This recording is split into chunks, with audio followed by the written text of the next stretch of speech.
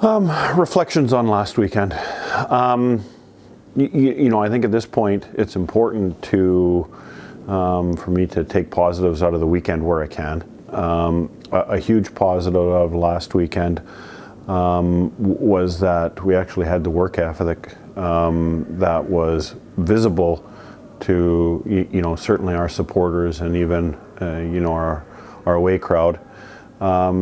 It looked like a different team, and we had some harsh video sessions and some harsh words spoken to make sure that the guys realized the position we currently find ourselves in. I thought they responded well, and it was a shame that they didn't come out of the weekend with anything more than a point. But you can't turn it on a weekend and expect miracles to happen. This is a building process, and crucially important that we follow it up this weekend. And has the message been this week to carry that determination, that drive that the players had last weekend into this weekend? Yeah, I mean, the message this week about following up, it's something that is a huge source of frustration, not only for the coaching staff, but for some of the players and certainly our fan base. We haven't had that level of consistency that has been so apparent in previous years in this building. A lot of the same staff, but the league always changes, and there's variations in that, such as injuries and whatnot. But I think that the guys showed last weekend what a work ethic can do in this building. Not only does it give you a chance to win a hockey game, the team and the crowd kind of become one, and it's a very exciting place when the team's playing well and the crowd's responding to play hockey in. And just on that point with the crowd, what would you say to fans to turn out in big numbers this Sunday? Because there's not many home games left. It's the kind of final stretch of the season. I think that points of view are very important in this building. You pay your money, you're allowed to come and vocalize how you feel about the team's performance in front of you.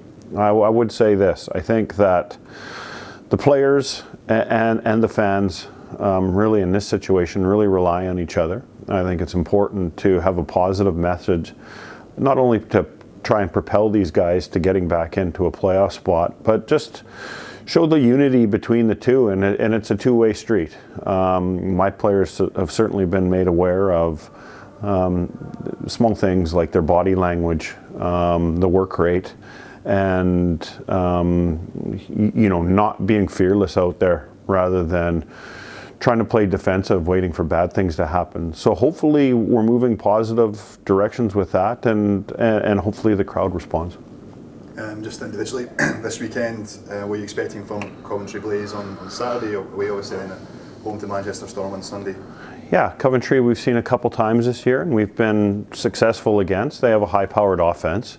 We've seen in some of their games the potential for that to break through, and it can happen very quickly. So we're going to have to be switched on. And it's a team that we're ultimately trying to chase down. So we need to start closing these gaps a little bit. And then that follows into our home game here against Manchester. The two meetings this year, the two away clubs have come away with the points. I think it's important to play to our strengths in this building and make sure that the ultimate goal, as it is every weekend, is to have a 4-point weekend. But it is the business end of the season, and the more points you allow to drop away, the further and further from touching distance, and a decent playoff draw gets further and further out of your grasp. So the pressure is firmly on everybody's shoulders, but sometimes guys respond best in those situations. And according to reliable information, it'll be James Livingston's 500th match on Sunday if he was to play on the Saturday as well. He's the captain of the team. What can you say about James this season, and also a great achievement getting to 500 games? Yeah, well, I think that James Livingston's importance to the team and the team culture has really been overshadowed this season by the inconsistent performances. He's a consummate pro. He's a guy that wants to hold his teammates accountable, and he's been very good communicator in our dressing room, something that we've lacked in the past, and he's somebody who came to the forefront when we were deciding on our to go with a captain this year. And if that's statistically correct, that James is getting up to his 500th pro game this weekend, I think that is a tremendous accomplishment. It shows that a guy, not many guys stick around for those milestones. You have to be generally a good person and a good player to be involved in the sport for that long. And we really feel strongly about James' presence in this club, and we simply just happy to have him part of the club. Just a final question, another player to focus on, and we're saying off camera about Adam Morrison. If you take goalies that have played 10 matches or more this season in the league, he's the 4th highest in terms of save percentage. I know it's just a stat, but he's a player that has kind of followed in the line of lots of really high quality Flyers goalies that have played for the team in the Elite League. Yeah, Adam Morrison has been a player, if you keep a close eye on the statistics, he's been at the top or near enough at the top in the goaltending statistical categories this season. And that's with a team that hasn't been providing them with the offensive support that is required to win games in these leagues. We've been very fortunate to land another good goaltender. It's always, we find ways to make that a strength of ours, and Adam certainly hasn't disappointed. In him playing well and keeping this team in games is going to be key down the stretch here. And we want to give Adam the support that he needs to do his job well.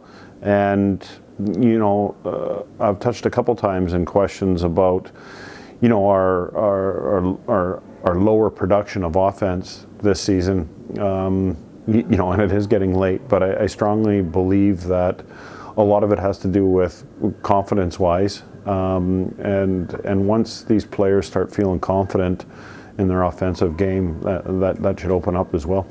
Just to continue, just one more question, but just on that, also as a former forward yourself, you said there's a lot of talent in the team offensive-wise. Is it just a case of that getting that confidence for the players, and you think that they're going to score a lot of goals between now and the end of the season? Well, let's be honest. The league is consistently moving, in a tougher and higher trajectory every season. So players who come in possibly feeling that it's going to be the same as the previous season and you're going to score 30 goals again or 25 goals again can get caught out. And I think, I think that was certainly possibly a case in some situations. Having talent alone isn't enough to score you goals sometimes.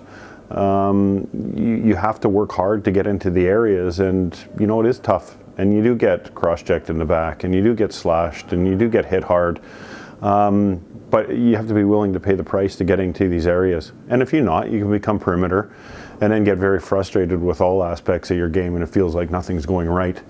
On the other hand, you can be playing extremely well and getting chances on net, but it doesn't seem like anything you can do to actually get that puck in the net. And then all of a sudden a switch is flicked and they start coming in bunches. And we've seen that over the course of this season, that a handful of our players score in bunches, but we're looking for more consistent production out of the guys. And so I kind of touched on the whole variables of that, but I still maintain that if they put any work ethic out there, we have enough talent to score the goals, but they have to go hand in hand.